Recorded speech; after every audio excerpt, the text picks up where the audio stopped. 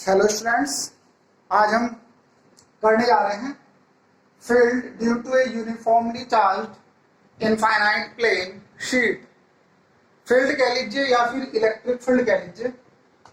तो यहाँ पे इसमें मैं आपको ये बताना चाहता हूँ, यूनिफॉर्मली चार्ज्ड इनफाइनाइट ये प्लेन शीट तो है, लेकिन ये थिन भी है।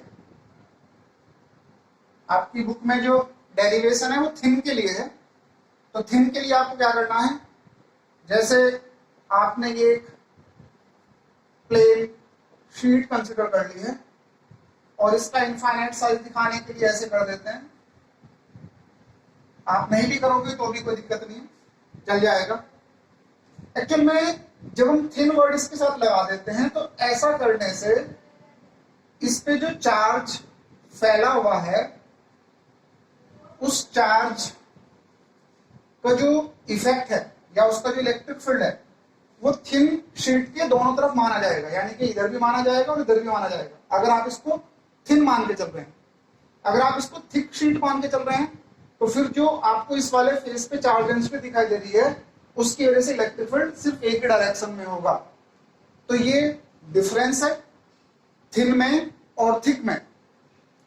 थिक वाला जो डेरिवेशन है या किसी चार्ज सरफेस की वजह से वो आपके सेकंड चैप्टर में है, करने को देख लेंगे, यहाँ भी कर सकते हैं वहां पे भी कर सकते हैं। तो फिलहाल आप इसको ये समझ लीजिए कि इसकी चार्ज डेंसिटी जो है वो सिग्मा है, और सिग्मा का मतलब मैं आपको पहले बता चुका हूं, चार्ज अपॉन एरिया होता है। और आप इस शीट की वजह से किसी एक डिस्टेंस पे इलेक्ट्रिक फील्ड फाइंड करना चाहते हैं, और लास्ट लेक्चर में मैंने आपको ये बताया है कि जिस पॉइंट पे आपको इलेक्ट्रिक फील्ड निकालना होता है उस पॉइंट को हम एक गॉसियन सरफेस पे ले आते हैं। और इस अरेंजमेंट के लिए गॉसियन सरफेस आप सिलिंड्रिकल भी मान सकते हो, क्यूबॉइड भी मान सकते हो। सपोज मैंने ये जो पॉइंट है ये एक सिलेंडर के बेस पे कंसीडर कर लिया है,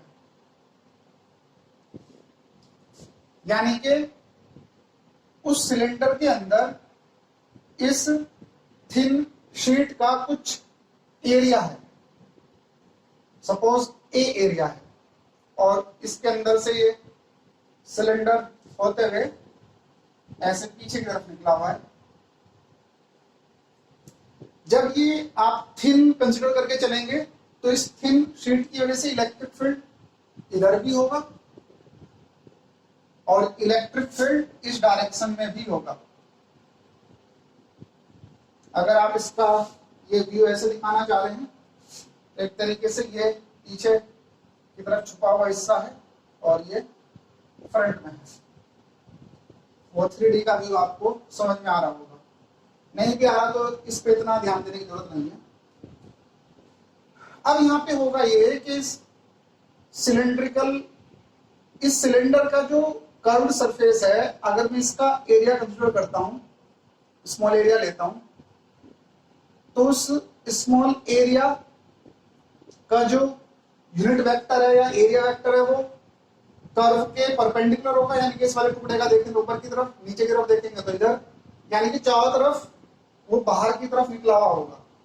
जबकि जो थिन सीट है उसकी वजह से इलेक्ट्रिक फील्ड इधर होगा, यानी कि इलेक्ट्रिक फील्ड इधर होने की वजह से और एरिया वेक्टर ऊपर की तरफ होने की वजह से दोनों के बीच में एंगल कितना हो जाएगा, 90 डिग्री हो जाएगा। तो कर्व्ड सरफेस से जो टोटल फ्लक्स है वो क्या हो जाएगा, 0 हो जाएगा। तो फाई, और यहां लिख देता हूं ड्यू टू कर्व्ड सरफेस, इसकी वैल्यू हो जाएगी 0। कर्व्ड सरफेस से जो फ्लक्स है वो क्या हो जाएगा, 0। उसका रीजन हो जाएगा because theta equal to 90 degree, और यहाँ पे थीटा किस किसके बीच में है, between electric field and area vector. अब अगर आपने इसका एरिया ए कंसीडर किया है तो ये वाला एरिया भी क्या होगा, ए होगा, और इसका एरिया वेक्टर बेस का इस डायरेक्शन में हो जाएगा, और इस वाले फेस का इस वाले बेस का इस डायरेक्शन में हो जाएगा। यानी कि इन दोनों बेस से एरिया वेक्टर और इलेक्ट्रिक फील्ड के बीच में एंगल कितना है, 0 है। तो जो फ्लक्स पास हो रहा है इन दोनों से phi from two basis of cylinder,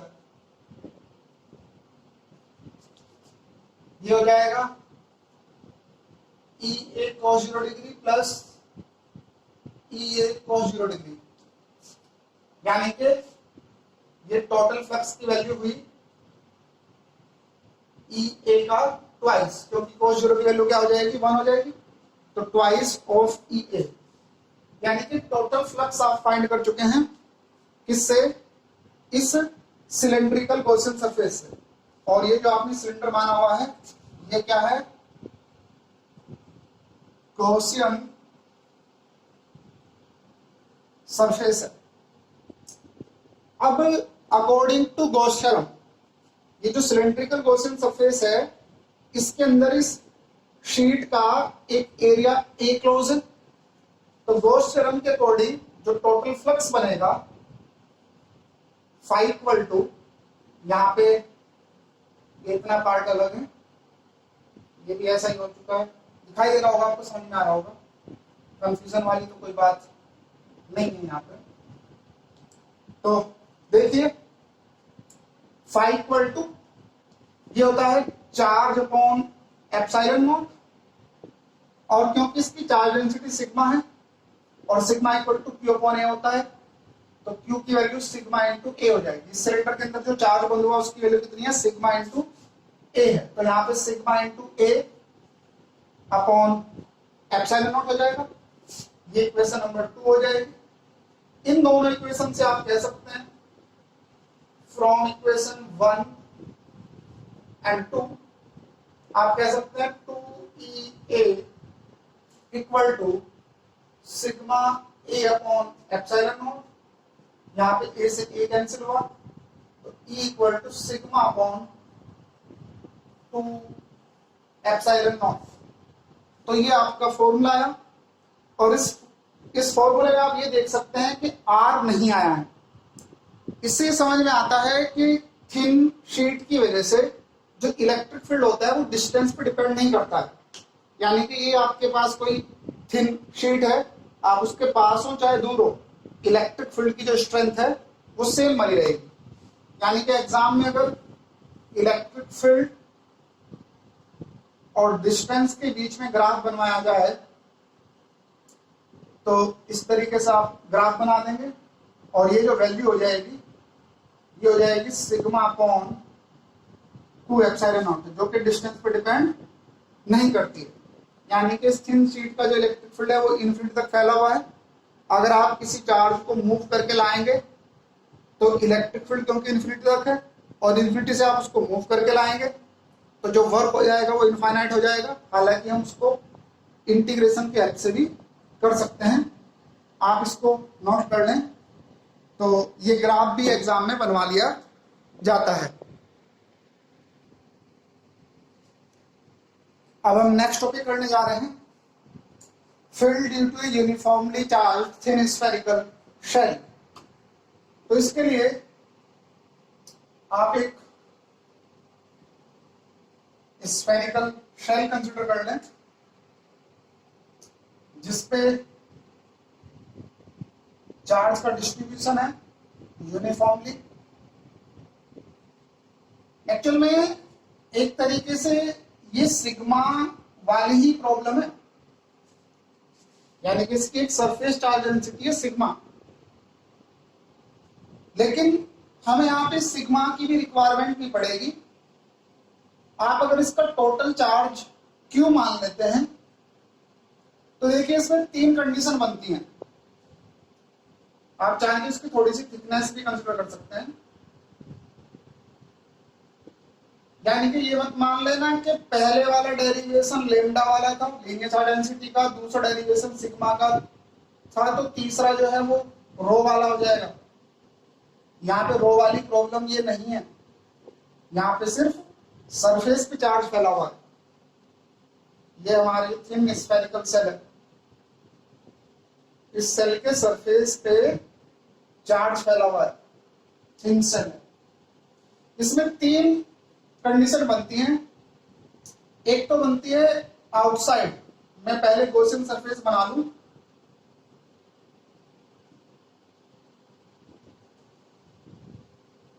इसमें एक सिचुएशन है आउटसाइड वाली, यानी कि आपको पॉइंट 1 पे इलेक्ट्रिक फील्ड फाइंड करना है। तो इसका पहला जो पार्ट होगा आउटसाइड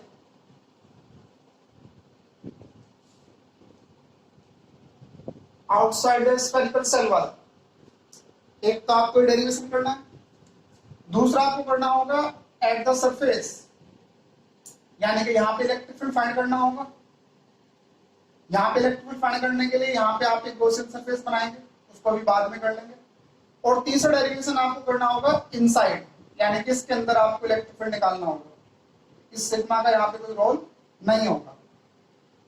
और ये आप इसका सेंटर मान लें और इसको आप रेडियस मान लें, कैपिटल आर मान लें। तो देखिए, सबसे पहले मैं पॉइंट 1 पे अगर इलेक्ट्रिक फील्ड निकालना चाहता हूं तो मैंने पॉइंट 1 को एक स्फेरिकल गॉसियन सरफेस पे ले लिया है। और गॉसियन सरफेस स्फेरिकली क्यों लिया है, ये बात हमने जो सबसे पहले टॉपिक किया था, सबसे पहले से मतलब इससे पहले जो लेक्चर हुआ था एप्लीकेशन ऑफ गॉस थ्योरम में, उसमें मैंने ये बातें आपको समझा दी थी कि सरफेस किस तरह का कंसीडर करना है।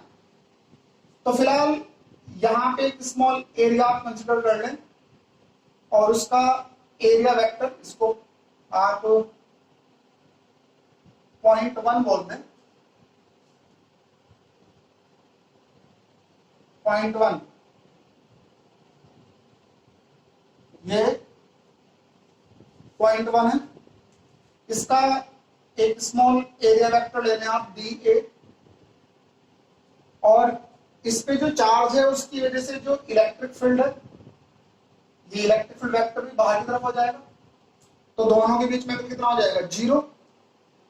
यानी कि सबसे पहले तो आप कहेंगे कि जो फ्लक्स होता है, ये छोटे छोटे टुकड़ों से जो फ्लक्स आता है उन सब का क्लोज इंटीग्रल होता है। और छोटे टुकड़े से फ्लक्स निकालने के लिए आपको ई डॉट डी ए करना पड़ेगा, इसका क्लोज इंटीग्रेशन।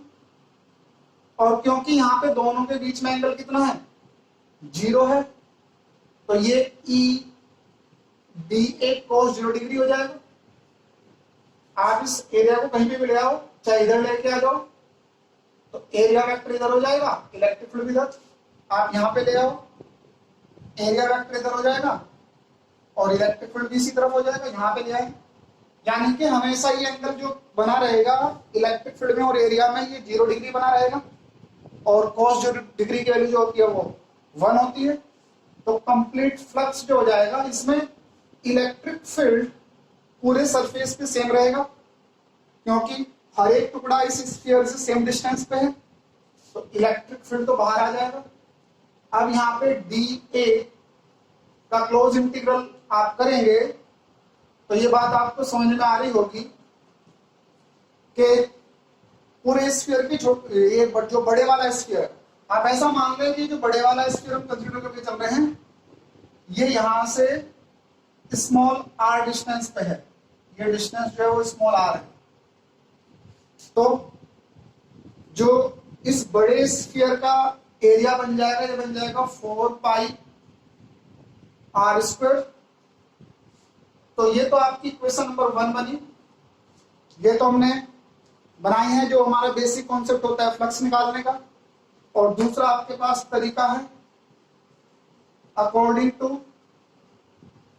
गॉस थ्योरम या गॉस लॉ, टोटल फ्लक्स जो बन जाएगा फाई, इसकी वैल्यू हो जाएगी टोटल चार्ज। और यहाँ पे गॉसियन सरफेस में जो टोटल चार्ज है वो है capital Q upon epsilon not. इसको इक्वेशन नंबर 2 कह दीजिए। अब इन दोनों इक्वेशन से टोटल फ्लक्स आया हुआ है इस स्फेरिकल सेल का, तो कह दीजिए फ्रॉम 1 and 2 इक्वेशन 1 एंड 2 से हम ये कह सकते हैं कि E into 4 pi r square equal to है Q अपॉन एप्सिलॉन नॉट। तो इलेक्ट्रिक फील्ड की जो वैल्यू आ जाएगी ये आ जाएगी Q अपॉन 4 पाई, और एप्सिलॉन नॉट को मैं आगे लिख रहा हूं और आर स्क्वायर को इसके बाद में लिख रहा हूं, पीछे लिख रहा हूं।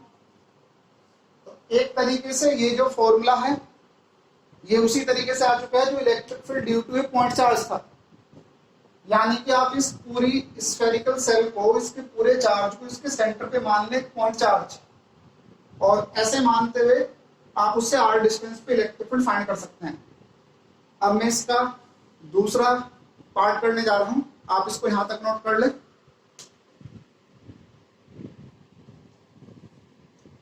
तो अब हम इसमें electric field on the surface of spherical shell करने जा रहे हैं।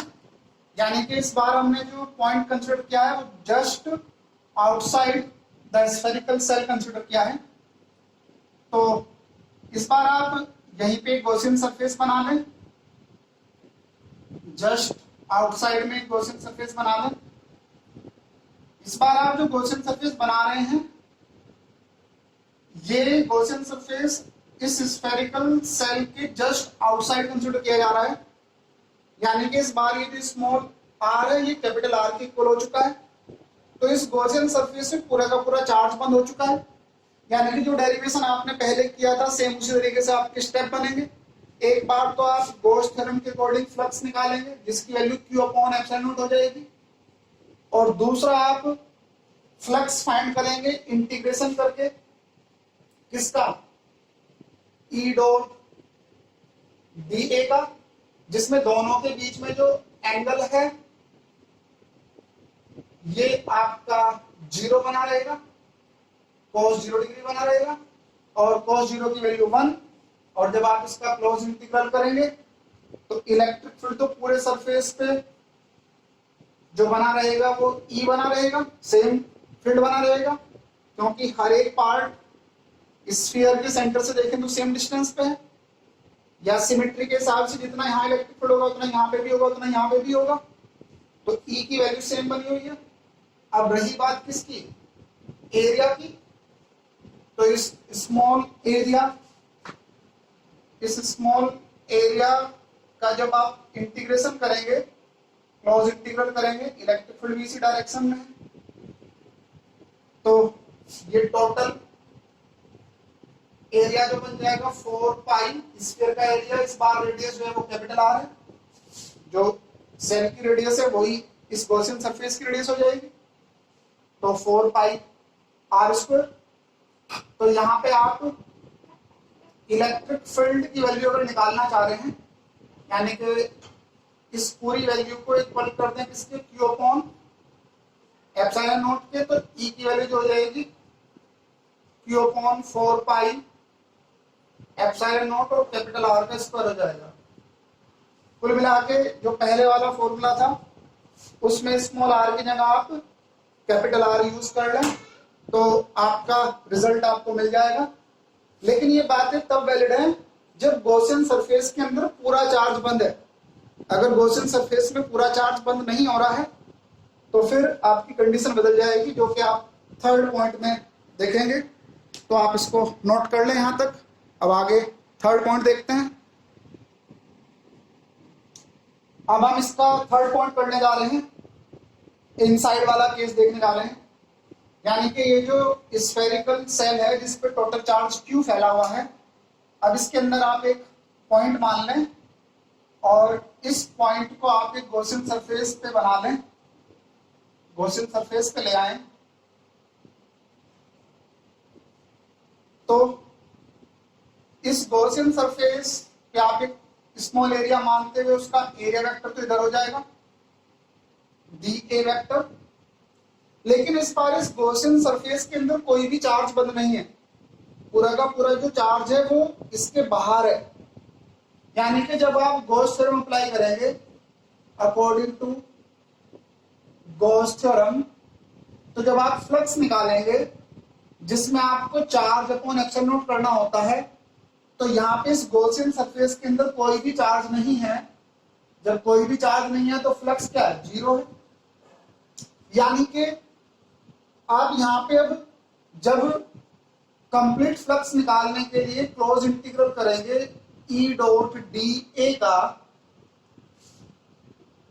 तो यहाँ पे एक बात तो कंफर्म है कि एरिया, स्मॉल एरिया या फिर कंप्लीट एरिया, ये तो आपका जीरो नहीं है भाई। एरिया तो आपका जीरो नहीं होगा जब यहाँ पे एरिया जीरो नहीं है, जबकि इन दोनों इक्वेशन से देखें फ्रॉम 1 एंड 2 से आप देखें, ये भी फ्लक्स है, ये भी फ्लक्स है।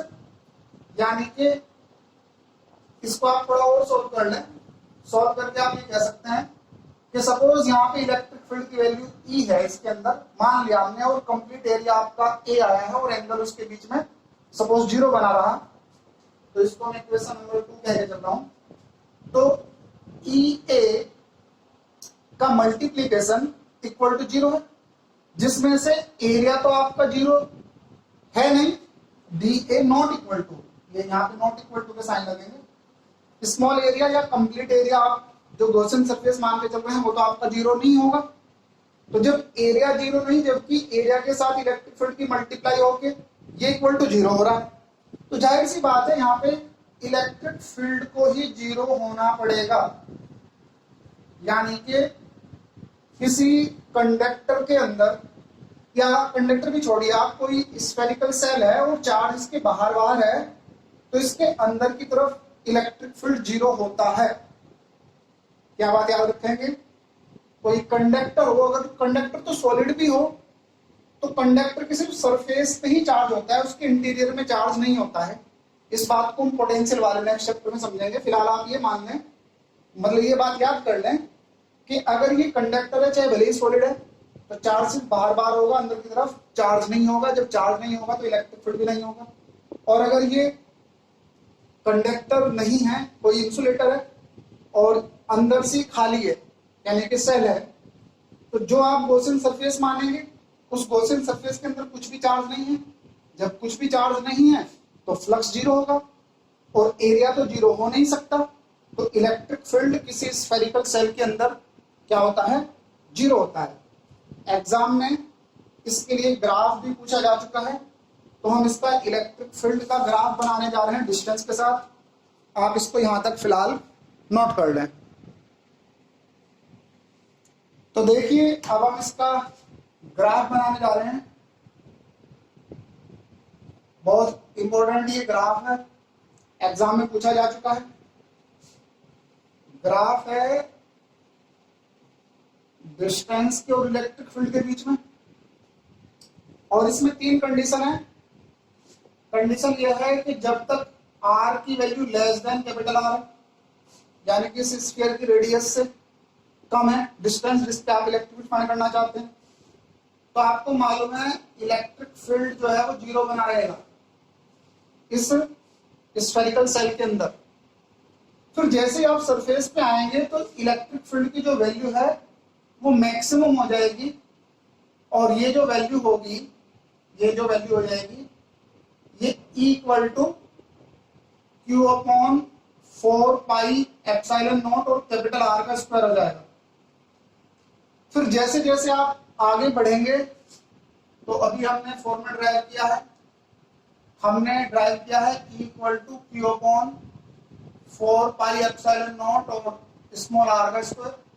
इसमें सारी चीजें कांस्टेंट है, यानी कि ये इनवर्सली प्रोपोर्शनल आर स्क्वायर के। तो इस वाले हिस्से में जो इलेक्ट्रिक फील्ड है वो इनवर्सली प्रोपोर्शनल है आर स्क्वायर के, और यहाँ पे इलेक्ट्रिक फील्ड की जो वैल्यू है वो मैक्सिमम है, और इस स्फेरिकल सेल के अंदर इलेक्ट्रिक फील्ड की वैल्यू क्या है, जीरो है। तो यहाँ पे आपकी एनसीईआरटी की बुक के अकॉर्डिंग पहले चैप्टर की थ्योरी कंप्लीट हुई। अब इसमें 2 सोल्ड एग्जाम्पल बचे हैं, 1.12 और 1.13, उनको हम कर लेंगे, और उसके बाद हम एनसीईआरटी के एक्सरसाइज को स्टार्ट करेंगे। कुछ और भी टॉपिक हैं जो हमें जरूरत पड़ेंगे अगर हम थोड़ा सा कंपटीशन की तरफ जाएं, तो उन टॉपिक को हम डिस्कस करेंगे जब सेकंड चैप्टर भी हमारा कंप्लीट हो जाएगा, यानी कि पोटेंशियल को भी आप सीख चुके होंगे, क्योंकि जो कॉन्सेप्ट चलते हैं वो इलेक्ट्रिक फील्ड और पोटेंशियल को मिला के चलते हैं। तो कंपटीशन के पॉइंट ऑफ व्यू से आपकी जब इलेक्ट्रोस्टैटिक यूनिट एनसीईआरटी के अकॉर्डिंग कंप्लीट हो जाएगी, तभी हम कंपटीशन के पॉइंट ऑफ व्यू से किन किन एक्स्ट्रा टॉपिक को पढ़ना है उन पे फोकस कर पाएंगे और कुछ प्रॉब्लम उसकी कर पाएंगे। अभी फिलहाल हम सिर्फ एनसीईआरटी के हिसाब से आगे बढ़ते जा रहे हैं। Thank you.